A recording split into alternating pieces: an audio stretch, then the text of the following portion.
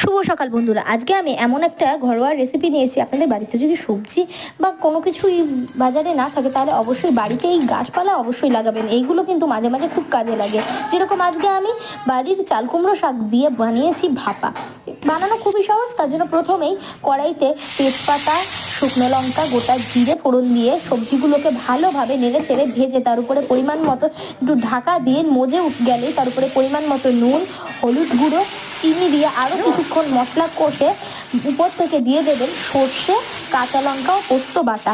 এরপর কি সব কিছু মশলার সাথে ভালোভাবে কষে নিতে হবে যতক্ষণ অবধি না তেল ছেড়ে আসছে। যখন দেখবেন যে মশলাটা ভালো করে কষে গেছে তখন একটা স্পেশাল মশলা দিতে হবে, যেটা ছাড়া একেবারেই ভালো হবে না। সেটা হচ্ছে বাদাম বাটা। ঠিক এরকমভাবে বাটতে হবে। এরপর কি তার উপরে সব দিয়ে আরও 5-10 মিনিট ভালো করে কষুন, যাতে বাদামের সাথেও ভালোভাবে সব মশলাগুলো মিশে যায়।